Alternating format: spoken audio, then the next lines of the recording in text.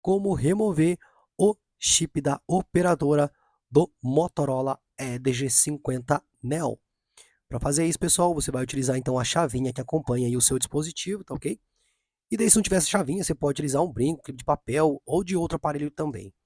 Logo abaixo aqui, ele tem aqui ó, uma bandeja de chip. Então você vem e tem um furinho.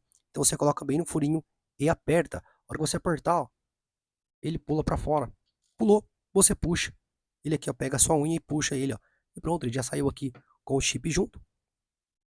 Então, agora para tirar do chip, simplesmente você tira ele aqui, ó. Então você vira ele e ele sai aqui, tá ok? Ó.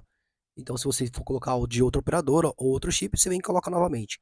Mas se você não vai utilizar o eSIM dele ou né, vai vender o aparelho, por exemplo, pronto, você vem aqui e retorna da mesma forma que tirou. Então, simplesmente colocar aqui e pronto. Espero que esse vídeo tenha te ajudado de alguma forma e até o próximo vídeo. Tchau, tchau.